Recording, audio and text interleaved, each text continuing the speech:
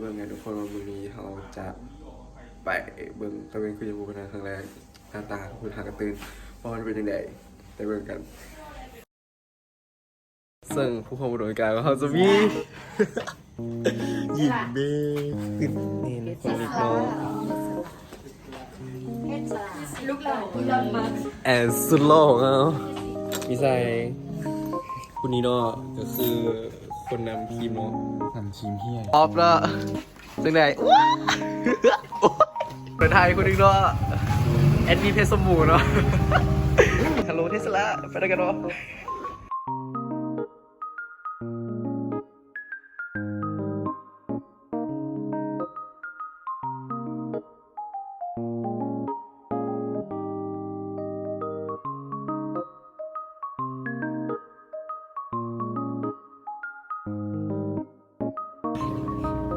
แมนเมื่อวานนี่ฟ้าห้องเลยตัวคิดก็เมื่อวานนั่นแหละ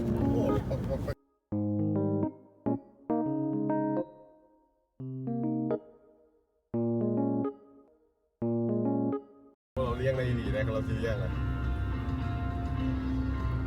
โอ้มีทางย่างแล้วก็ทางศิลปิน เราทุกคนในศูนย์ห้องกะฮอนแล้วทุกคนไปกลางสิพากันไปปีนภูแล้วก่อนจะปีนภูห้องก็ต้องได้สั่งกาแฟก่อนเนาะว่าที่เป็นอะไรเบิ่งกันว่าทางสีม่วนหรือเมื่อยขนาดใดแต่ว่าก่อนคืนเขาก็ต้องไปสั่งกาแฟไว้ก่อนเนาะลงมาแล้วก็ได้กินแล้วเขาจะไปกินข้าวสาวอยู่เทึงทำกัน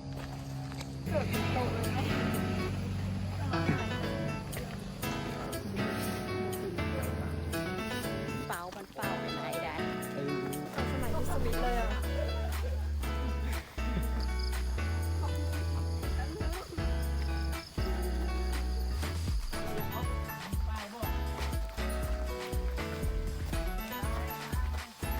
ยังอยากกลับไปหาพ่อหาแม่ก็อย่าออกนะ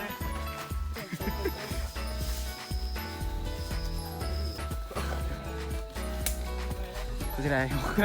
เมื่อยหลายจบ ไปเลยประมาณเยี่ยมโอ้มันเย็นจ้าเนี่ย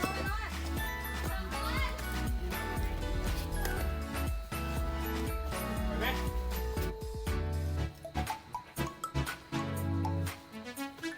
มันถึงข้าวย่างว่าคนเดียว ตอนนี้กันหาซีแล้ว เป็นจะเลยฟีความรู้สึก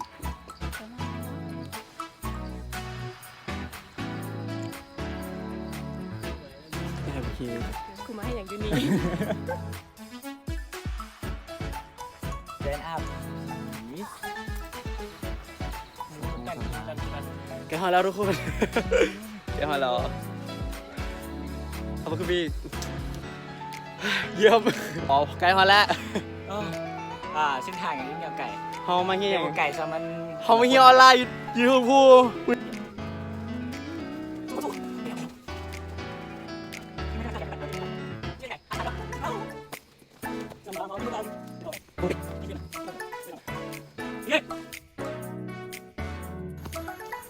ูว้าคนงามเลย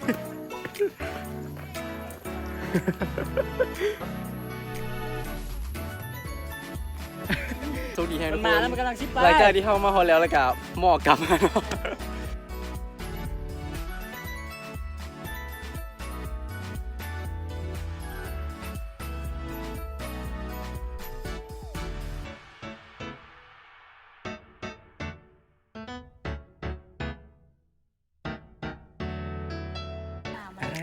หันข้างกันเลยนี่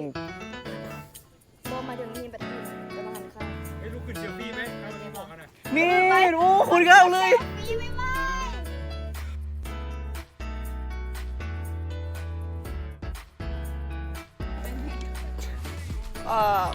ไปไปคันที่ โคตรสวยเลย หมอกมันกลับมาแล้วมันกินมันหายไปแล้ว ยังไงโอ้สุดยอดเลย พี่ใช่ลูก ย่างหู หลายคนเลย ได้บอกมาอีกแล้ว เป็นยังไง ยอดหลาย บอก เป็นยังไงทุกคน ใส่โบมาอีกแล้ว เ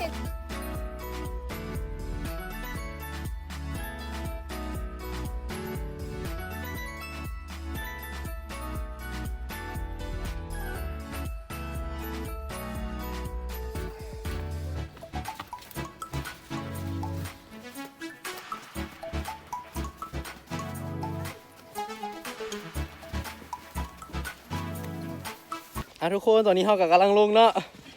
กะเฮ้ยอย่า อร่อยแฮง ขากันเริ่มเรื่อยๆแล้ว แต่ว่าเกือบจะครึ่งทางแล้วทุกคน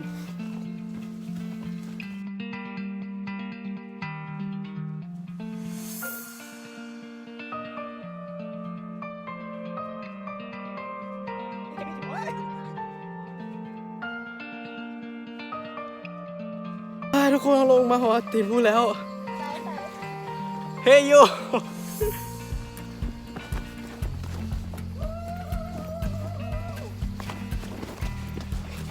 ในที่สุดเราก็มาหอแล้ว รูปหนึ่ง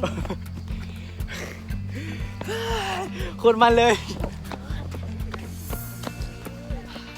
ไม่ไหวแล้ว ไอ้ซอก็เห็นความ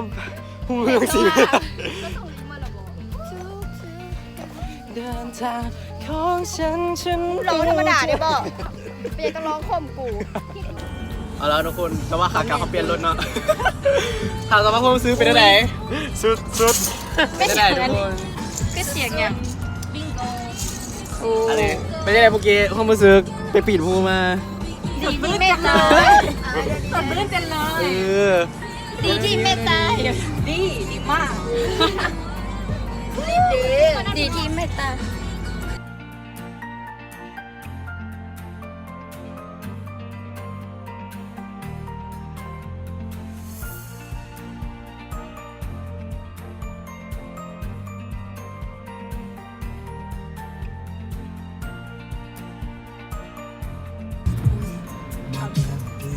มีแดนแต่เนี่ยเอ้ยนั้นที่บอกที่พวกว่าเอา แต่